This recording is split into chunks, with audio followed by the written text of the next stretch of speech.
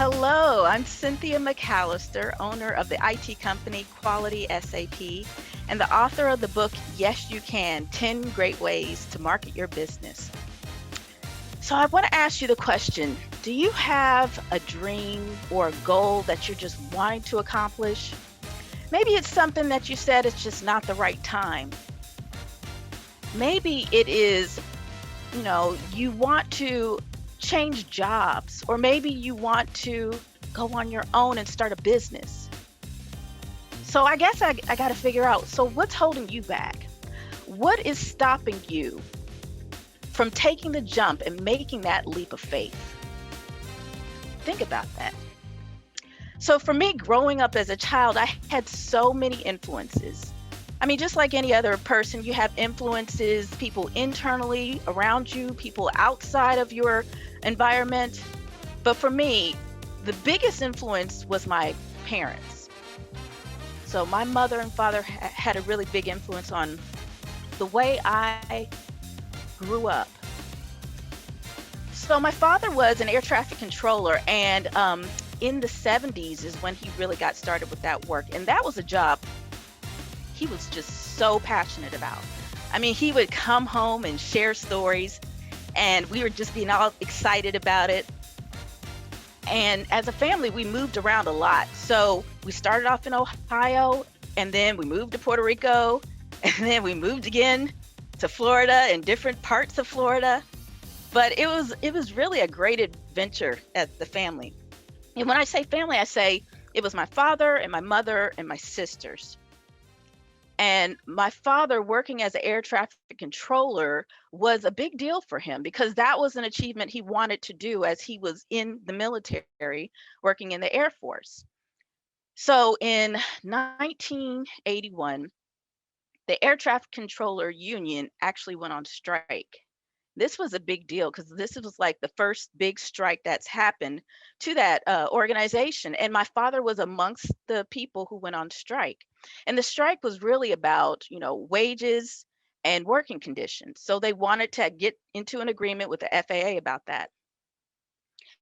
And, over a period of time, those two organizations, they didn't agree. Eventually, the president in August of 1981 made the decision, we're going to fire all of the air traffic controllers.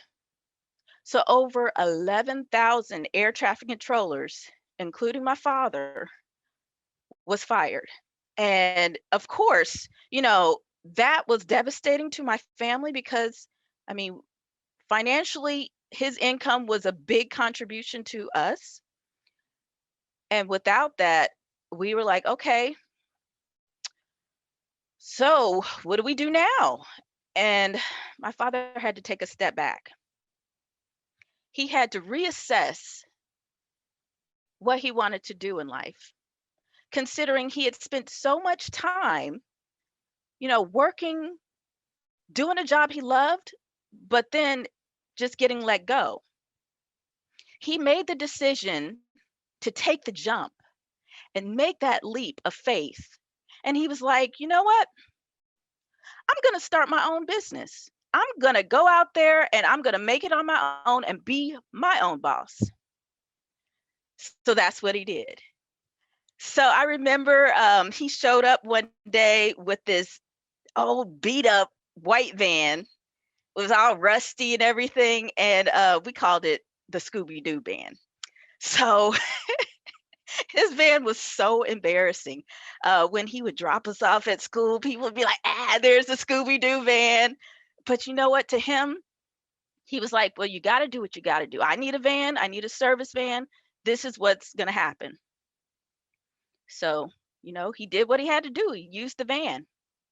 And then the next thing he had to do was get some staff. So he had a cleaning company. He did commercial cleaning and he did carpet cleaning. And he's like, okay, I need some people to help me out. Well, guess who the people were? It was my mom, myself, and my sisters. So we started off being the staff, helping dad out. I remember we would go to, he would have contracts with business offices. So we would go to the business offices and help him clean up. But I remember another time where he had a contract with a restaurant. Okay. Now, this wasn't just any restaurant. Okay. He would come home with these big old trash bags full of napkins. These were dirty, filthy napkins. And oh my gosh, the smell, I could still remember it. The smell of the dirty napkins was horrible. And our job was to clean the napkins. These napkins came from a seafood restaurant. So just imagine that. You got all this rotten seafood all put together in these nasty napkins. And that was our job. We had to wash the napkins and fold the napkins and make sure everything was good. But we did what we had to do because he was a small business. And when it comes to small business, you have to use the staff you have around you. You have to use the resources you have around you. But he made it work. And then after a while, my father started getting more business because he was very savvy when it comes to business and he was very professional. And he was the type of person that, he didn't meet a stranger. He would go to the grocery store and he would chat up a storm with somebody. So he would build relationships and then his business started to grow. All that networking, you hear about networking, that's what it is. All that networking helped his business grow. And then one day, I remember he drove up and he drove up with this brand new white van. And we was like, yeah, the Scooby Doo van is gone. We was all excited. No more Scooby Doo van. And the thing was, we as a family, my sisters, my mom, we was so proud of him. So proud to see his achievements and to see him reaching some success in his business. And then we got to the point where we didn't have to be the staff anymore. So we was happy with that. So time went on and he continued to grow. And then in the late 80s, my mom and dad, who were from Ohio, they made the decision, hey, you know what? I think we should move back home. I think we should go back to Ohio. I mean, they were gone from their family for years. And then they decided to go back, go back to Ohio, so pick up the family and leave. So it was summer 1989 is when we moved back from Florida to Ohio. And for me, that was a shock because I wasn't raised in Ohio. I was raised in Florida. So that was one thing. But, it was a lot of adjustments to be made. And I could say about a few months later, 6 months later, phone call rang. So I was the one to pick up the phone. So picking up the phone, hello. So the person on the other line was like, your father collapsed and you need to get to the hospital. So I'm like, oh, he must have fell. Okay, because collapsed. Okay, he fell. All right, thank you. Hang up the phone. I got my mom, woke up my mom, my sisters, like, okay, guys, we got to go to the hospital. Dad must have fell. He collapsed. So we got to the hospital. And by the time we got there, he'd already passed. So my father had passed away 2 days before my 13th birthday. Now, passing away is a very sad thing, but you got to think about the life he lived and the lessons that I learned. Okay? I was young, but I got so much from the time that I spent with him. So he left a legacy with me, and I would not let that go. My mom, who had been the rock for me and my sisters, she had to start brand new and get a job and find work so she could help support us. So while she's doing that, I, as a teenager, I'm trying to figure out, okay, so what am I going to do with my life now that my father's passed? I could do one of two things, make one of two choices. One, as teenagers do, they rebel And they're like, you know what? I don't like anybody. I'm mad at the world and I don't care.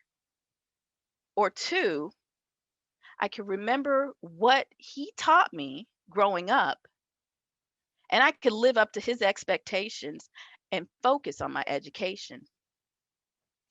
I chose option two. I wanted to do good. I wanted to be positive and make sure he would be proud of me. So I focused on my education. My mom got a job working for nonprofit organizations, and she was doing work that she was passionate about. She was touching lives. She was making an impact. And I remember I was there to help her with her program. So she worked at the drug and alcohol abuse. She worked as a drug and alcohol abuse counselor. She worked for the AIDS Foundation, and I would be like the resident photographer for her different programs. And it'd be funny. I'd be watching her, interact with people, and they would just be giving her big hugs and saying how much she's done so many good things to help and to support them. And it was just a great thing to see. My mom was really, really special and doing lots of good things to impact the community. After graduating from high school, I went on to college and I began working as well. I went on to college, got my electrical engineering degree. And then after graduating from college, I got a great job working in corporate America, but it wasn't in engineering, it was in IT. And I, worked really hard. I got to like the top of my craft. And it was about 10 years into it. I had the sense that, you know what, something's not right. Even though when I started my career, I knew in my gut, sometimes you have a feeling about something. I knew in my gut that I would not always be in corporate because I wanted to be my own boss. I wanted to be an entrepreneur.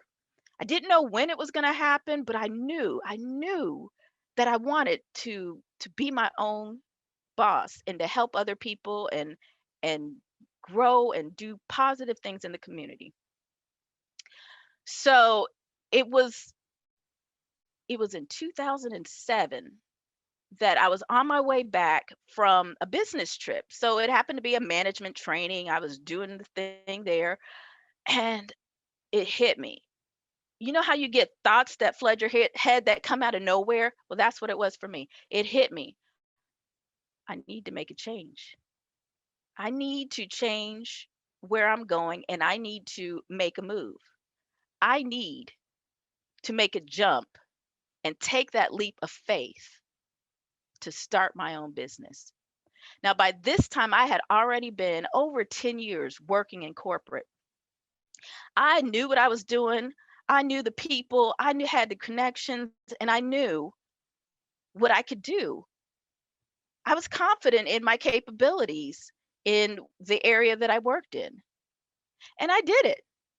It was April 2007 is when I started my own company, Quality SAP. I started Quality SAP, which was an IT company, and it was all about IT consulting, website development, and it was great. It was a great feeling. And the other thing that I did in 2007 was I got my master's degree in IT management. So I achieved two big things during that year. And my mom, who was my biggest cheerleader, she was like, "Ah, I am so proud of you, and your dad would be so proud of you. And you need to always remember, you're nobody's patty cake." That was one of the sayings. You're nobody's patty cake. So basically, she's saying that you could do whatever you want to do and don't let nobody run over you. So I'm like, thank you, mom. So I was able to achieve that. But guess what? I wasn't the only one that took the leap and was able to follow their passion. My mom, who had spent so much time working for nonprofit organizations, she had it in her heart. She wanted to become a minister. And I was like, okay, all right. So she went through the process. She got ordained a minister, and she was able to teach people the word and minister and give them that spiritual guidance. And that was her passion. And we were so proud to see her do what she wanted to do. So not only was she our cheerleader, me and my sisters, but we was cheering her on as well. She was able to travel all over the country, and she even got a chance to go to Jerusalem. So that was fantastic. But again, in March 2012, sadly, she passed away. But that's not the end of the story, because what she did and how she touched me and my sisters, that lives on. That does not die. She made the jump, took the leap of faith to do what her passion was. I made the jump, took the leap of faith to start my own business and follow my passion. My father took the jump and made that leap of faith to follow his passion. So, what are you doing? Are you sitting there? Are you still thinking about what you need to do? Don't be afraid. Don't be afraid to jump.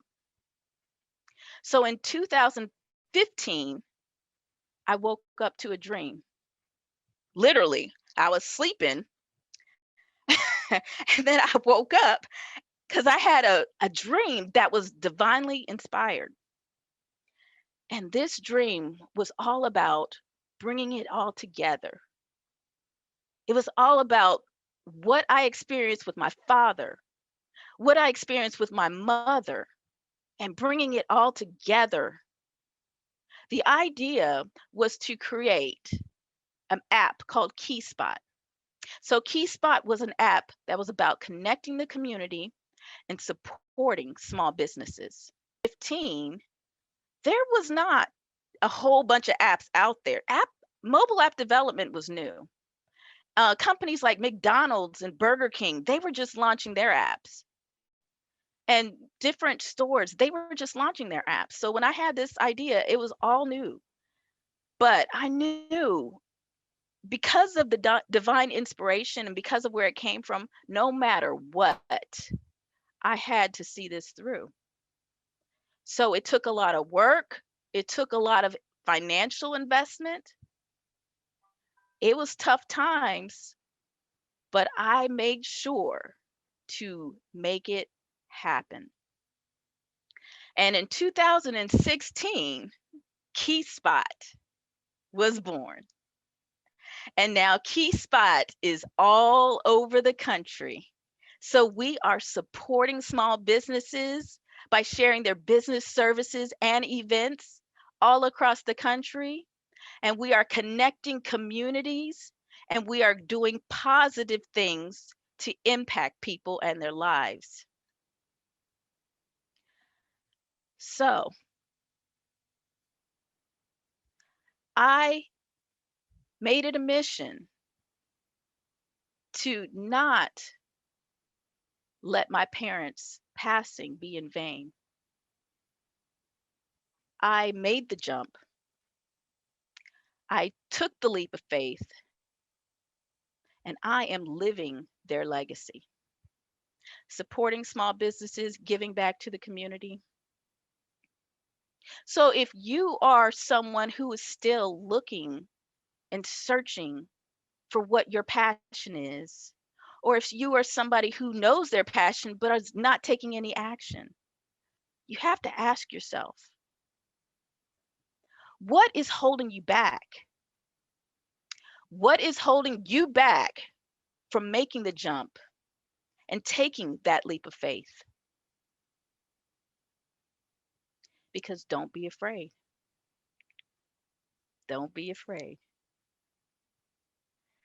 So, if you want to connect with me or learn more about Quality SAP or KeySpot, you can find me at www.keyspotapp.com or connect at qualitysap.com.